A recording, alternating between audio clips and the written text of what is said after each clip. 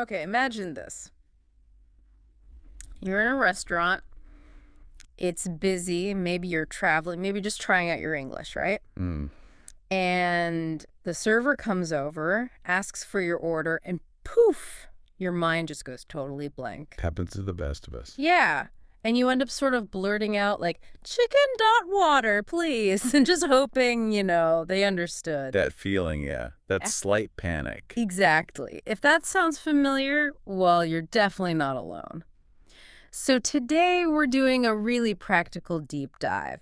We're looking at how to order food in English at a restaurant with confidence. Right. So you sound natural, but also, importantly, feel natural doing it. Yes. It's not just about the words, is it? It's about making the whole experience smoother, more enjoyable, whether you're living abroad, traveling, or just, practicing. And that's really our goal here. We've looked at a lot of sources, um, pulled out the key phrases, definitely, but also the strategies. We're going to walk you through it, like step by step. From start to finish. From the moment you walk in, right through to paying the bill, the focus is really on how to use these interactions to feel like you're in control and speaking clearly. Moving beyond just translating in your head. Exactly. Understanding the actual flow, the rhythm of it all.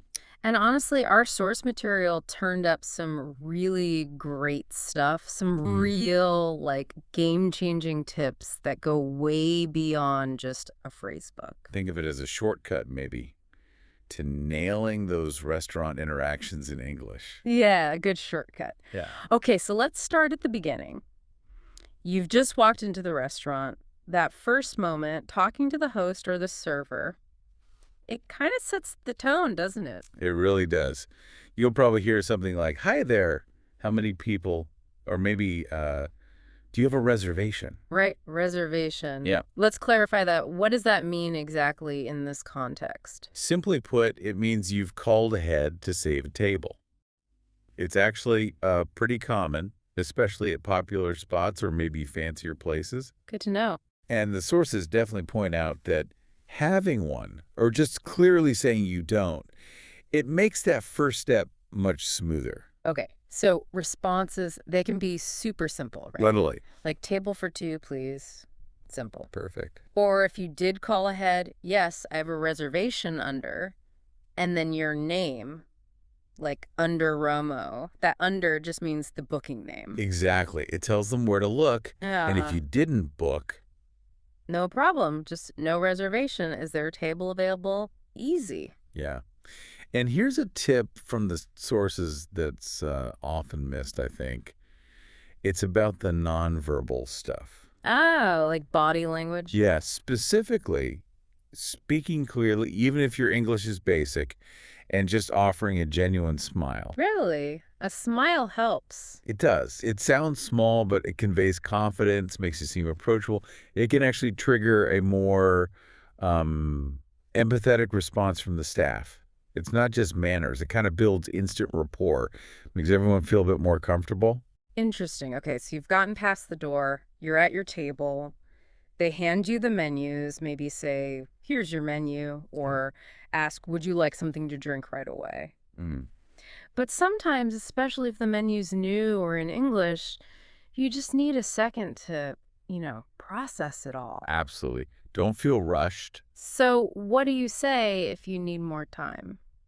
Really simple phrases work best. Can I have a few more minutes, please? Okay. Or even just, I'm still deciding. It clearly signals you need a moment, but you're, engaged. Right, I'm still deciding. I like that one. And then when you are ready, just be direct. I'm ready to order. Okay. Or maybe you want to see the drinks options first. Can I see the drinks menu, please? It's worth asking because, yeah, some places do have a separate one. Good point. And one practice tip the sources mentioned for sounding more natural: try saying these phrases out loud beforehand, but at different speeds. Oh, like slow, medium, fast. Exactly. It helps you kind of find your own rhythm with the language, so it feels less like you're just reciting something you memorized, more like real conversation. That makes sense. Okay, so you've had your moment, maybe ordered a drink. Now for the main event, ordering the actual food. How do we do that politely, clearly, without sounding, I don't know, robotic? Politeness is key. So what are some of those like go-to polite phrases? Well, a really common one is I'd like. So, I'd like the grilled chicken, please. I'd like, short for I would like, right? Precisely. It's what linguists call a modal verb. It just softens the request, makes it sound less like a demand. Compared to just I want the grilled chicken. Right, which can sound a little abrupt in a restaurant setting. I'd like is just standard polite English for this. Native speakers use it all the time without even thinking. Got it. What if you have a specific request, like changing something? You can use can I have or could I get, for example, can I have the spaghetti without cheese? Okay, or could I get the vegetarian dish? Perfect. Still very polite. Now, what if you're looking at the menu and just overwhelmed or feeling adventurous? How do you ask for a recommendation? Good one. You can be direct. What do you recommend? Straightforward. Very. Or you can ask, is there a house special today? The house special, what exactly is that? Usually it's a dish the restaurant is particularly proud of, or maybe something unique they're offering just that day. Often a pretty good bet, actually. Okay. And here's a really practical pro tip from the sources, especially if you're worried about pronunciation. Yes. Just point to the item on the menu as you say it. Oh, that's smart. It removes any doubt, any ambiguity, ensures you get what you want, helps the server confirm it quickly. It's a great little shortcut to avoid potential language mix-ups. Brilliant. Okay, food order is in. Phew, yes. But dining out is more than just the main course, right? What about drinks, sides, those little extras? That's right. Ordering drinks after the food, same kind of phrases. Pretty much. Can I have a glass of orange juice? Uh, Or I'd like a bottle of water. and if you don't want to drink, A simple no drink for me, thanks, works perfectly. okay. And sides. Or extras like ketchup. Just add them on. I'll also have a side of fries that also signals it's an addition. Or can I get some ketchup? Maybe, can I have extra napkins, please? Straightforward enough. But this brings us to a really important cultural point about water, actually. Ugh. Yeah, in many countries, especially outside the US and Canada, tap water isn't automatically free or complimentary. Right. I've heard that. Complimentary means free. Exactly. It's a Yeah. common thing travelers don't realize. So asking, is water complimentary, is a really smart move. Good tip. Avoids a surprise on the bill. Precisely. Clarifies expectations right away. Okay, this next one is super important, I think. Asking about the food itself, ingredients, spiciness, allergies. This is about health and safety, not just preference. Absolutely critical. You should never feel hesitant to ask these questions. So what are the key phrases, like for spiciness? Just ask, is this spicy? Simple. And for allergies, which is crucial. Be very direct. Does this have peanuts? Or whatever the allergen is. State it clearly. This is non-negotiable for safety. Cannot stress that enough. What about dietary needs, like gluten-free or vegan? Same directness. Is it gluten-free or is it vegan? Okay. And the sources really emphasize this. Always check about allergies, even if the menu description seems safe.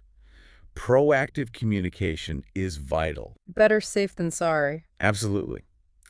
There have been cases, unfortunately, where miscommunication about ingredients caused serious problems.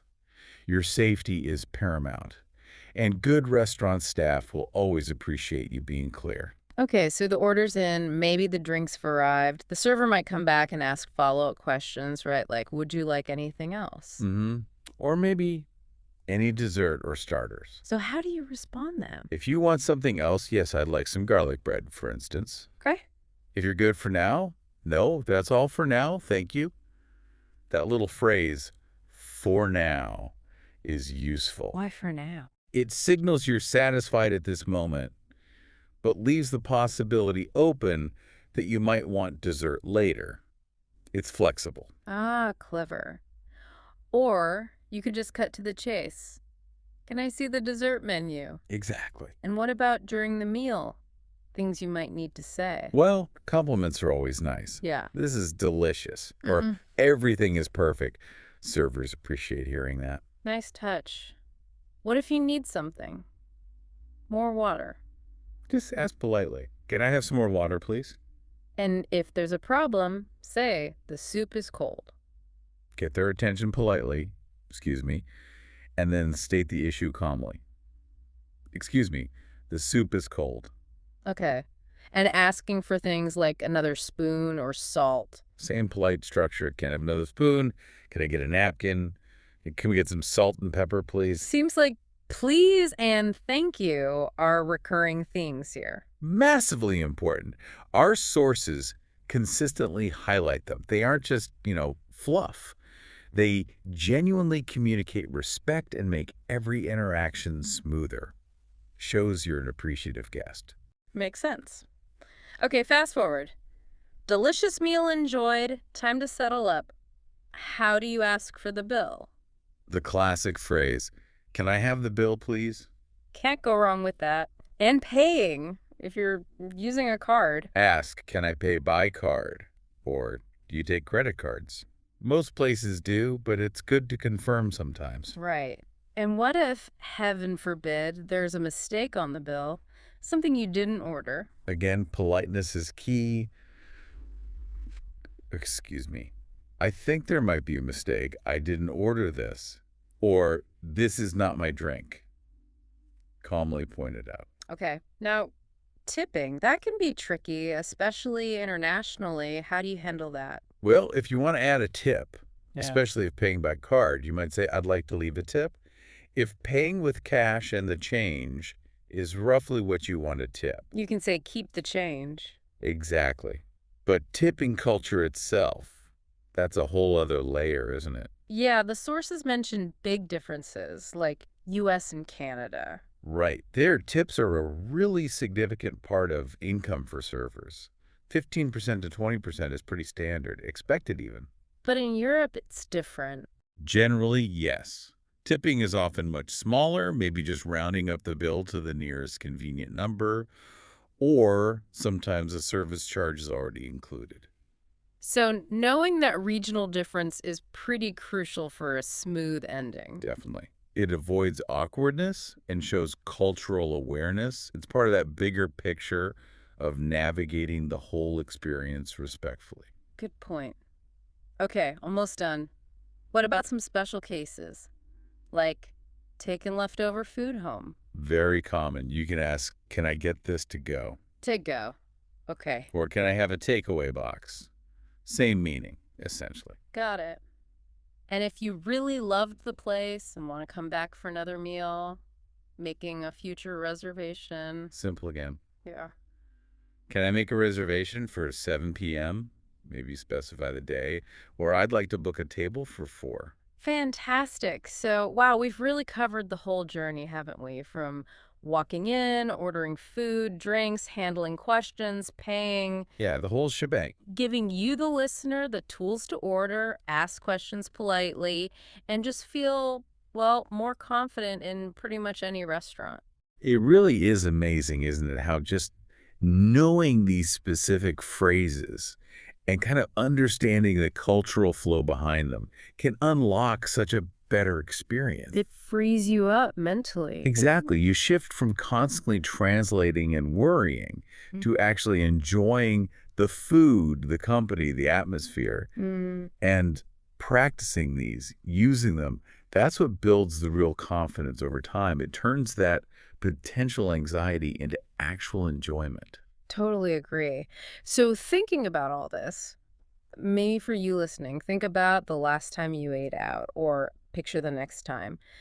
How would knowing these phrases, these little insights we talked about, the nonverbal stuff, the politeness markers, tipping differences, how would that change things for you? Hmm. What's maybe one new phrase or one tip that you'll actually try to use next time? How could that little bit of preparation make a big difference to your confidence and honestly your enjoyment of the whole experience?